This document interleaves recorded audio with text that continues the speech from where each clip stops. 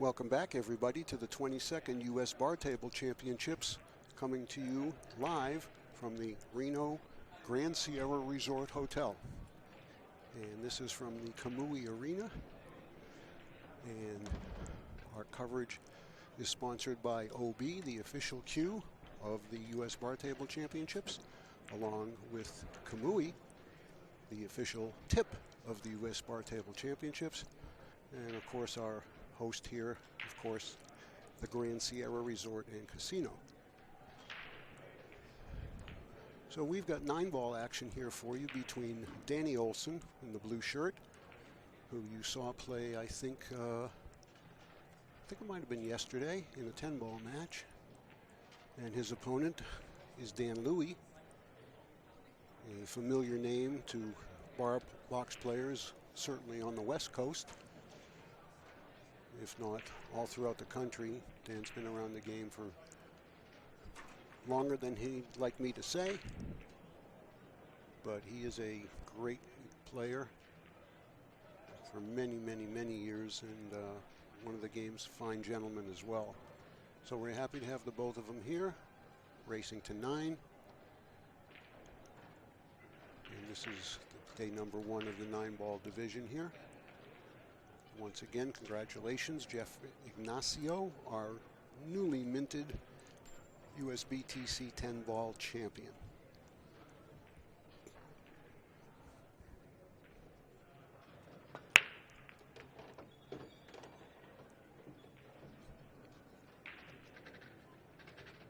Excellent break right there. This looks mighty nice.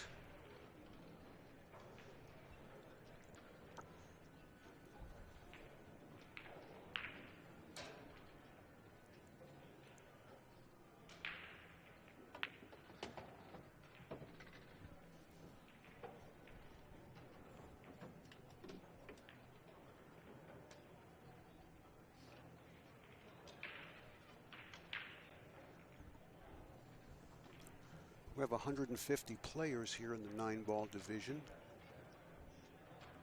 on the men's side. And as is with each of the 3 divisions, 5,000 added by CSI on the men's side and 1,000 added on the ladies' side, plus the added for the top 2 all-around champions in both male and female. So 22.5 total, guaranteed, added by CueSports International. Just while Danny's finishing this up, because I haven't had a chance to do this, is give a real big shout out to our tournament directing team from Bad Boys Billiard Productions. I've said this over the years, and I'm sure you've heard it before, but I've been working with Rick and Bonnie Jones now for a good long time. Their son Kenny's also part of Bad Boys Billiard Productions, along with Bill Stock and Brett Baker. And let me tell you, and it's the same team that directs Derby City, among a lot of other events. But there's no better people in the business to work with, and there's no better people at what they do than the team at Bad Boys.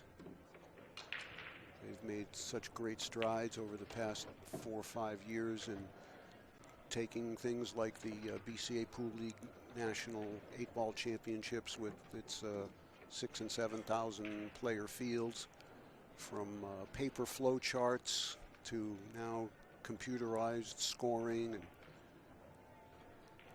just all of those improvements have carried on to events like this. And they're a great group. Hey, Toshi. They're just a great, great group of people, and again, it's an honor to be associated with them. Good to see you, Toshi.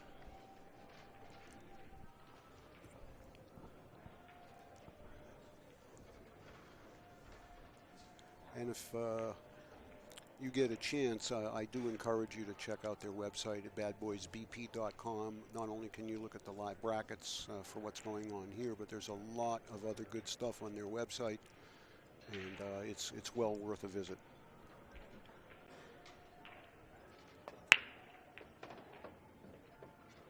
Okay. A little congestion here with the 3-8 for Dan.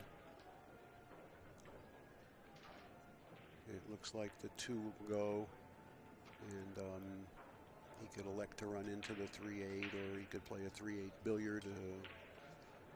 Not so sure that's what he's thinking, but we'll know soon enough. He may even come over for the 2-9, given the position of the 3.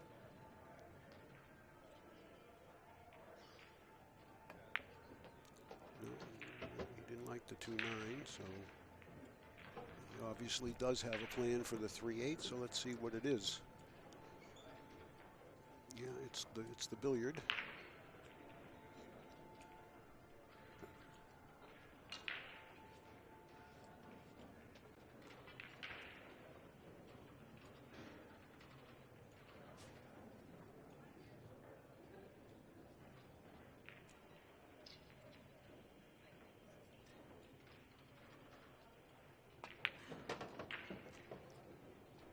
You couldn't hold the cue ball now, and the billiard's no longer an option, but safe certainly is.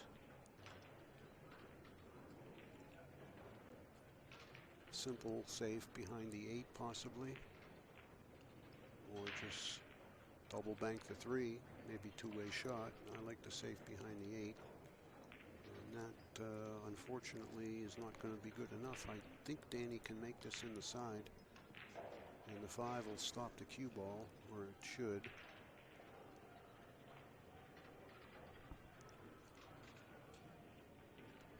Just maybe got to be careful you don't catch the 5 too thin, but I think it's going to be okay. Yeah, right on the nose. And he's going to have to settle probably for the 7-8 combo.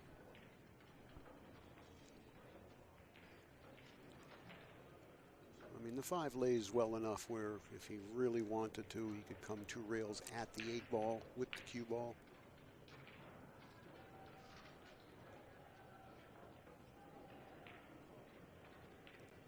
I think that's what he's deciding right now.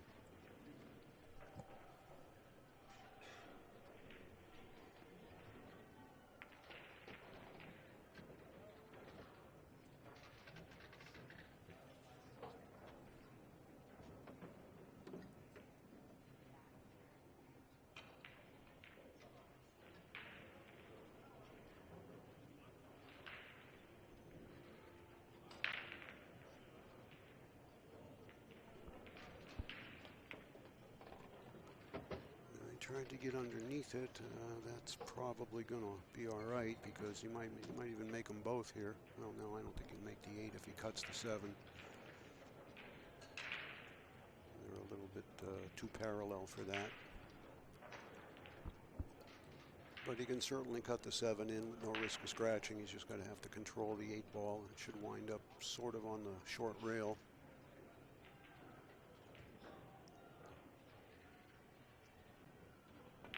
I guess it did lay okay to make them both, and I'm not sure he should have tried to do that, because look what he's got now.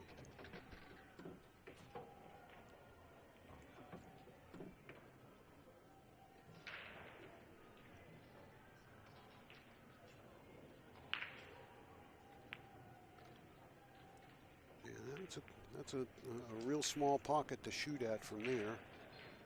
Fortunately, he caught the point on the proper side to send the 9 down there. This is double tough here, boy. The shot's tough, the safe's tough. And it's not on the rail either.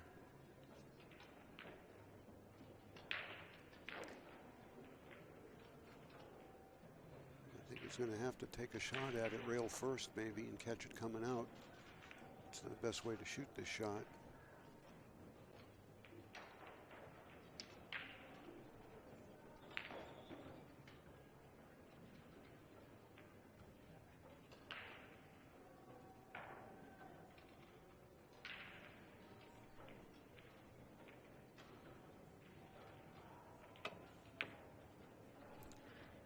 Huh. Yeah. I can't really figure out what he was trying to do there. He either hit it so bad trying to cut it, or he was actually trying to 2-rail it, and I don't know, but nevertheless immaterial now once the cue ball went in. So 2 for Danny Olson. And it is his turn to break.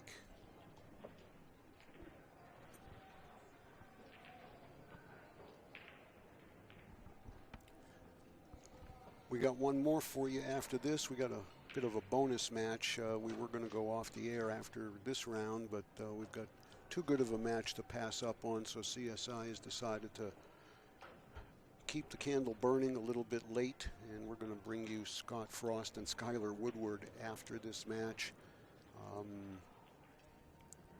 So stand by for that, and then we'll return tomorrow morning at 10 a.m. Pacific time.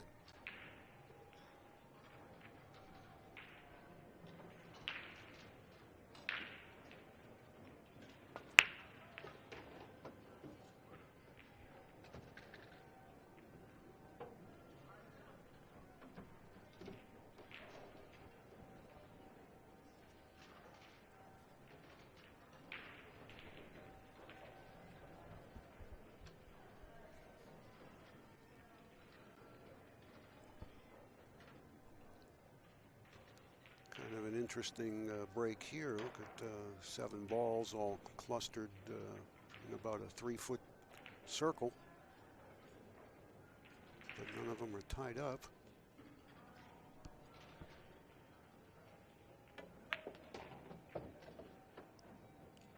Needs to go just a little more.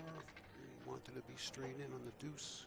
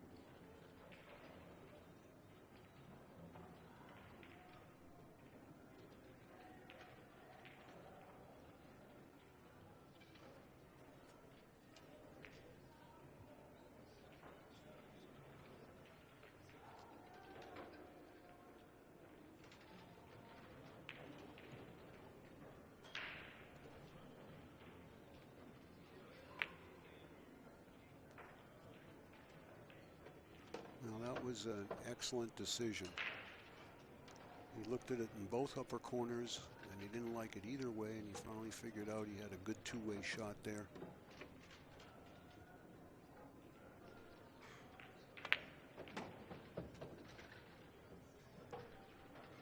Very well done.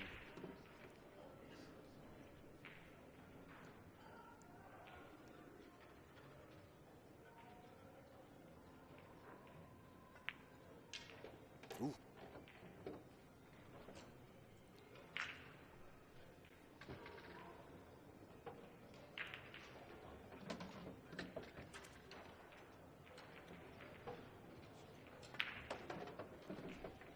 Nicely done. It was a really tricky out. He thought through it very well, made the right choice, and he's rewarded with a game. So 3-0 for Danny Olson. And Dan Louie to break in rack number 4.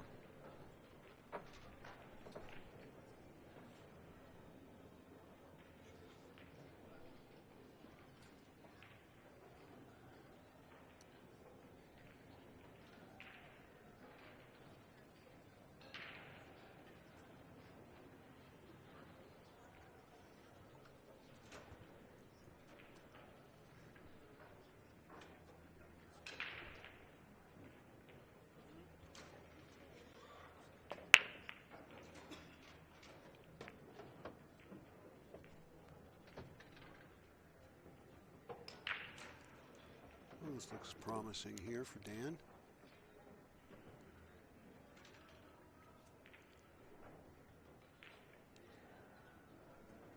The 7-8 shouldn't present any difficulty for a combination, and once the 2 and 4 are gone, transition from the 5 to the 6, either 3 rails or over and back, sits well.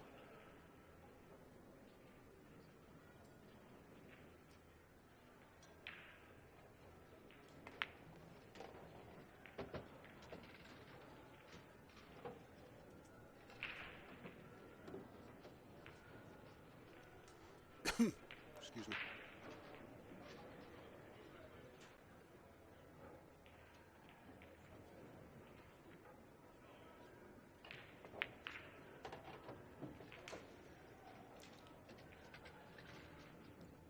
Well, that's certainly not ideal because he's jacked up. Probably the best he'll do here is just slow roll it into the side and go forward a foot, foot and a half. Take the cut on the 5. That's what he's probably going to wind up doing anyway. Just makes the 4 play a little tougher here.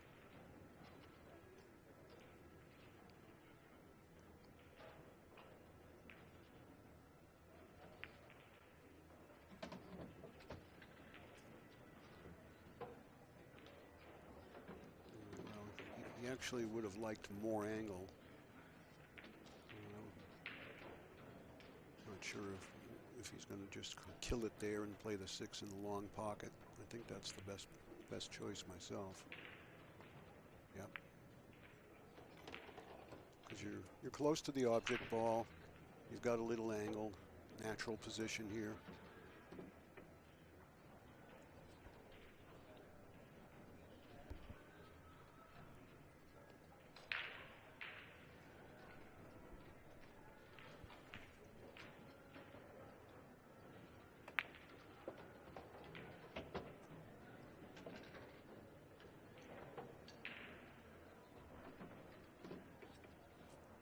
You can see the 8's off the cushion a little bit. It makes it play a lot easier.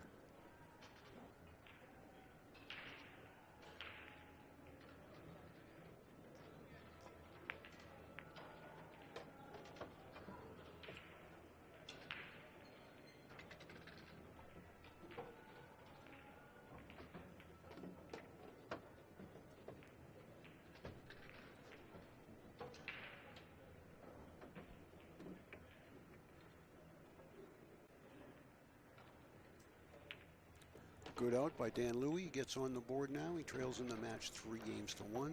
Danny Olson to break in rack 5. This is day number 1 of the 9-ball division here at the 22nd U.S. Bar Table Championships. And tomorrow it will be exclusively 9-ball. And that will be brought to you by the official cue of the U.S. Bar Table Championships, OB, along with the official tip of the USBTC Kamui, and our host and sponsor as well, the Grand Sierra Resort and Casino right here in Reno, Nevada.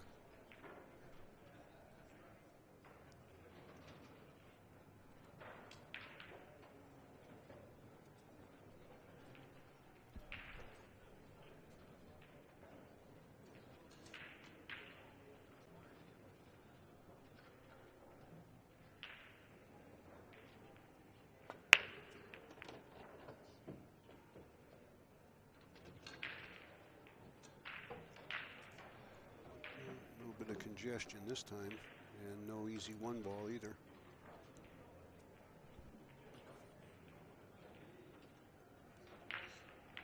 Now if he wants to shoot, he's got the 1 cross side, maybe 3-rail the cue ball for the 2 in the side. Have to miss the 8 if he does that, or he can play a cross corner and kind of 2-way shot, or he can go all out safety, cue ball 2 rails behind the 5-6. Was what he tried, but came up well, a little short.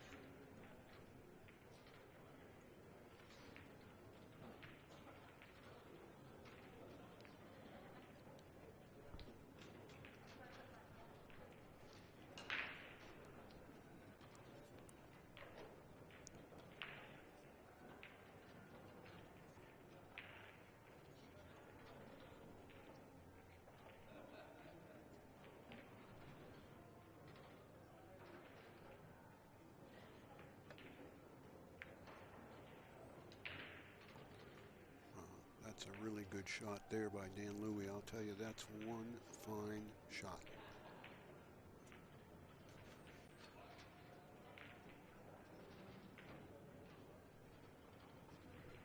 There is not much room to hit this ball if he's going that way.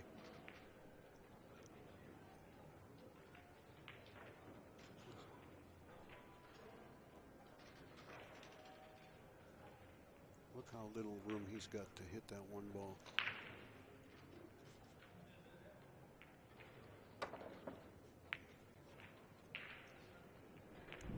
I think you could give him 5 or 6 more tries and it still might be the same result.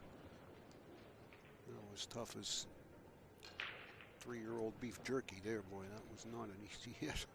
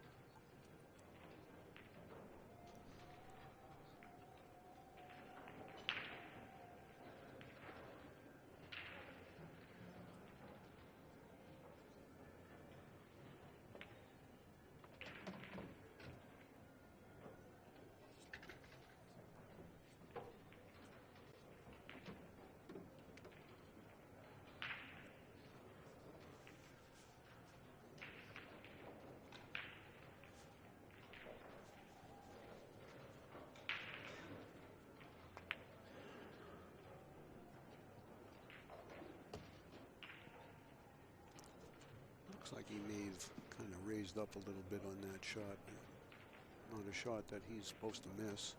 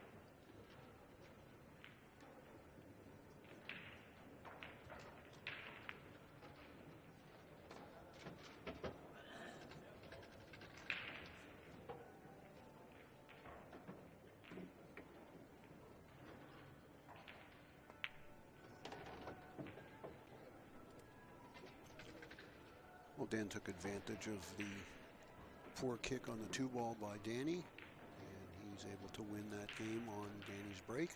Now he's got a chance to tie the match up.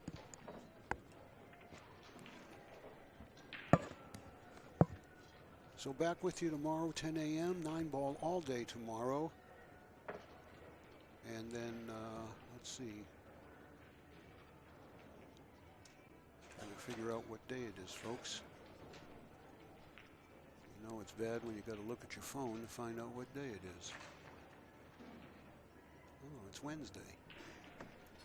Okay, so it is 9-ball all day tomorrow, and then the day after Friday, we will begin the 8-ball division.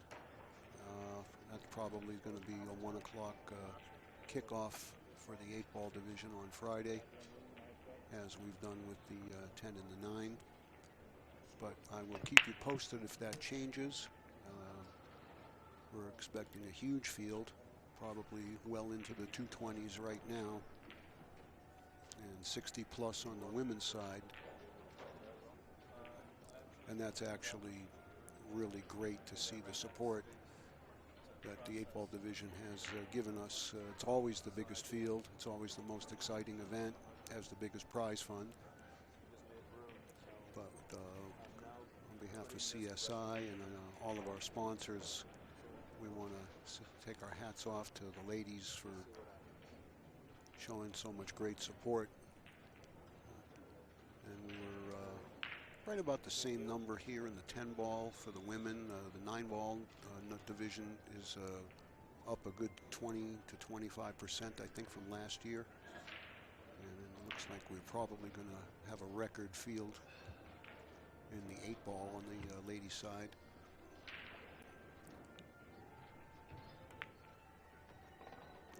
But the beautiful thing about the facility that we're in here is that we've got 40 tables, and they could probably put easily 20 more, maybe 25 or somewhere in that vicinity, without compromising any of the distance between the tables or the room for the spectators or the vendors.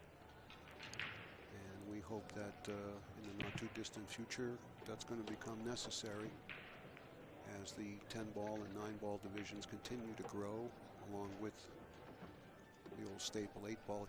Please remember, too, I think it was 2008 when we added 10-ball. This was an 8 and 9-ball event only for its first 14 or 15 years of existence. And then when CSI became involved, or shortly after they did, 10-ball was added, and it's really made this an extremely prestigious event.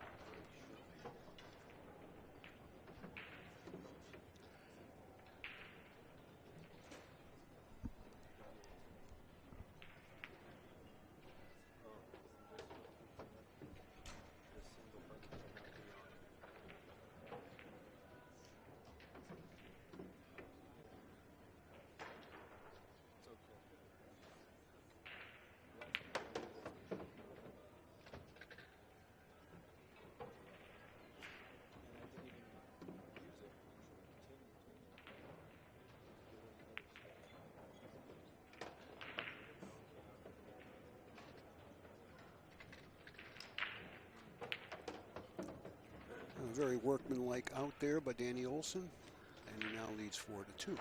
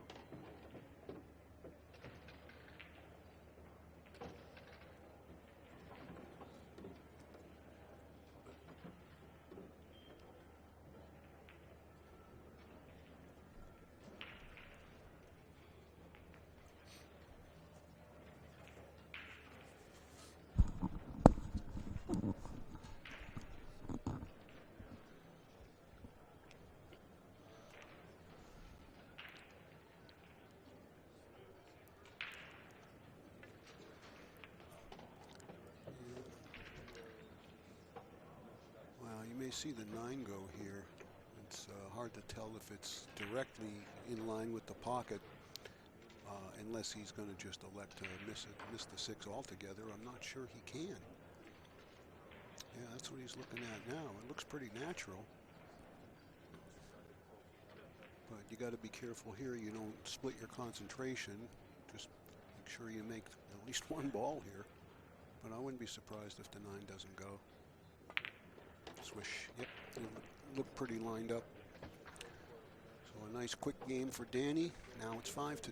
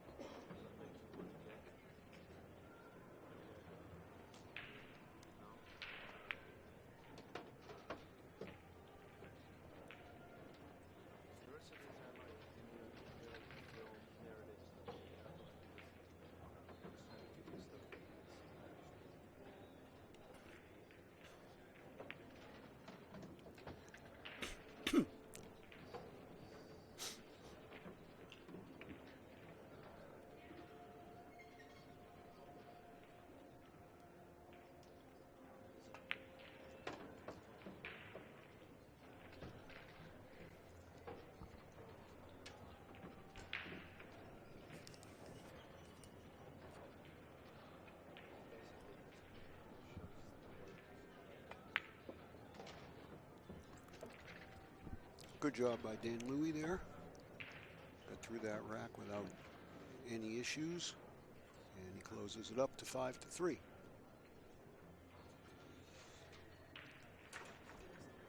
I'd like to recognize also our great associate sponsors that provided us with the best playing equipment in the business. We've got a 7-foot diamond table with Pro Cut 4.5-inch pockets. Playing on Simonis 860 Tour Blue. Racking with the Magic Ball Rack. And using Cyclop pool balls. And that's a Hall of Fame equipment lineup if there ever was one. I don't think there's anybody that has found any issues at all this week with the playing conditions or the equipment themselves. The balls hold up remarkably well under the punishment they're getting here on these bar tables in constant use. I mean, in all the TV matches here for 3 full days, I haven't had to get a black mark from a pocket off one of these Cyclop balls. They're just great to play with.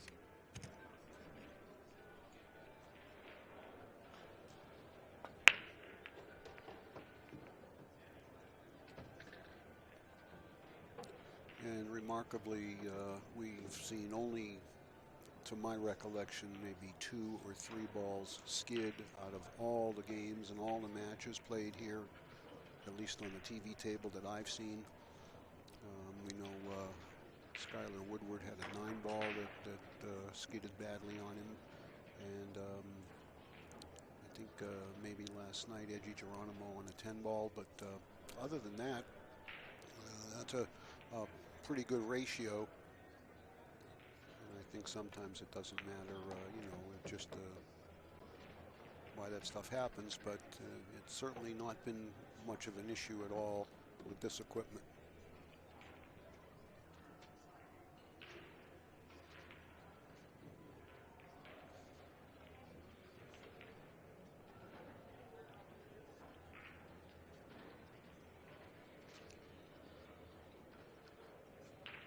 Other than that one 9-ball that Dan Louie, you know, blasted like 4 rails and scratched on her when it was, I think, 2-0.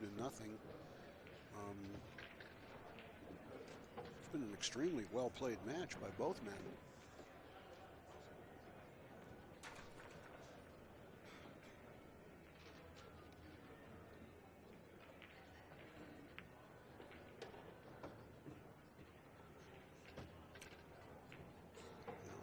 Not the desired angle, that's for sure. He wanted that another 1.5 feet. He wanted to go 3 rails around and play the 6 in the same pocket as the 5, and now he's not going to be able to do that. And running into the 8 with the cue ball has its dangers as well, because the 8 could hit the 6 and make it worse. Maybe he can miss the 8 and go hit the 9. Right on the nose. Yep, good shot. And that's okay. I mean, you know, small table, tall player, easy reach. Probably going to have to check his cue ball and play the 7 in the side or the corner. I play for the corner myself.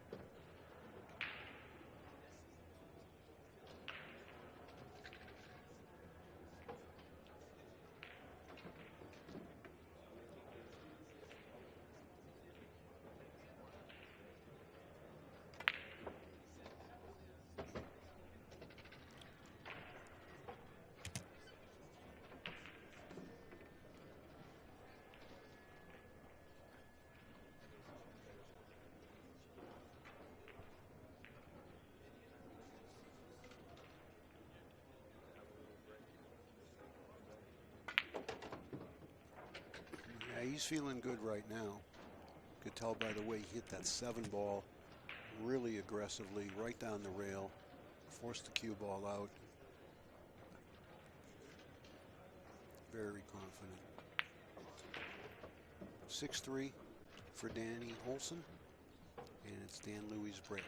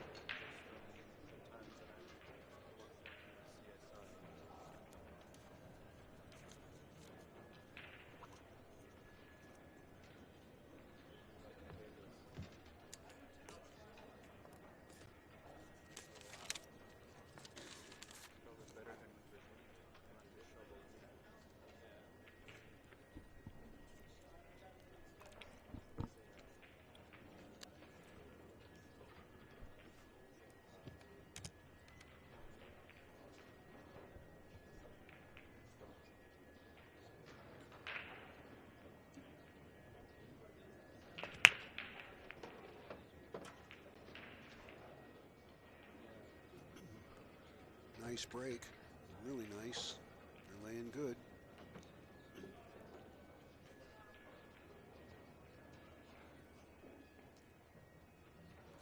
Just the 3 ball, really. Yeah, that's the issue, is the 2 to the 3. Because the 4 gets you to the 5. The 5, you're automatic to the 6.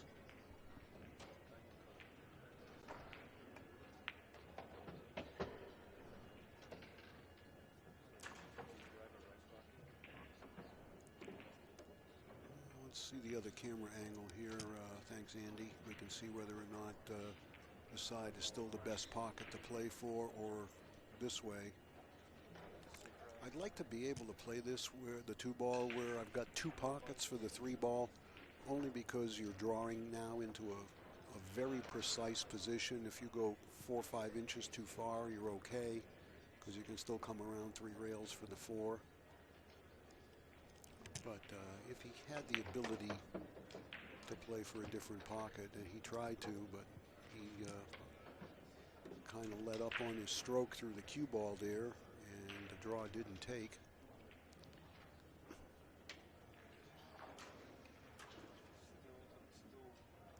But that would have been tough to draw into position for the 3 in the side.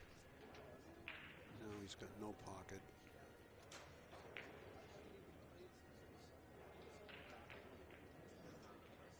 Try to put the 3 under the 6, go down table with the cue ball, and have maybe the 9 for some help too, but maybe he's playing the cross corner. I can't tell. Yeah, he did. Luckily enough for him, he messed the 4 ball up.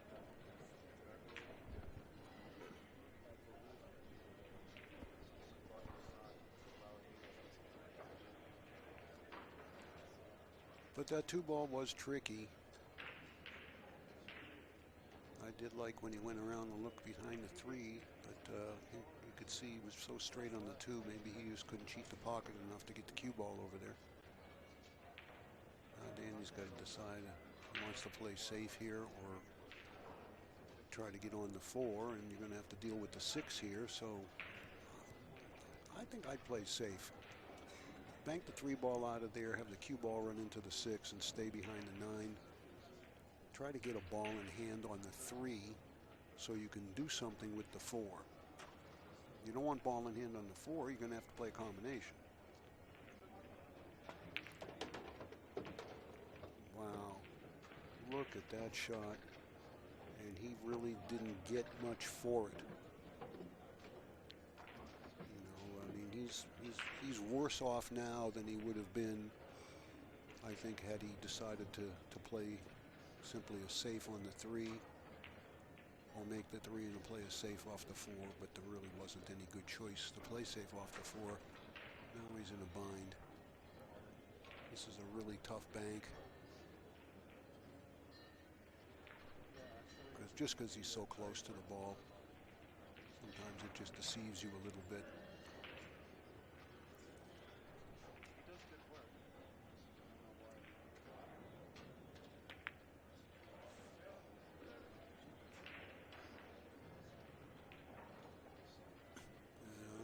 That's going to cost him.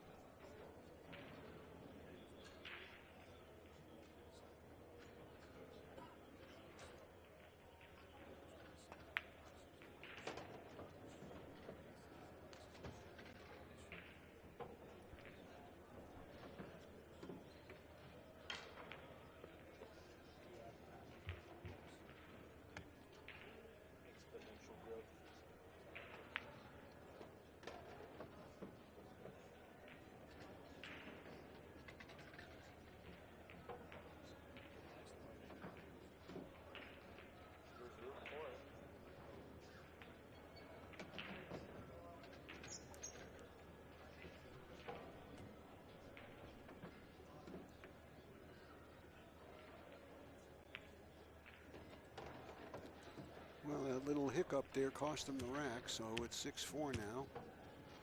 He had a great chance there to win that rack and be breaking to get on the hill. See you in 20 minutes. But fortunately, had a little bit of a cushion from his earlier wins in this race to 9.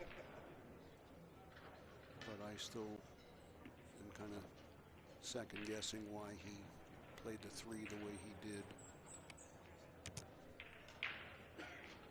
It was just, at that speed, there was no way to know where the balls were going to wind up, and the 4 was in such a bad spot. I just don't know what he would have expected the outcome to be.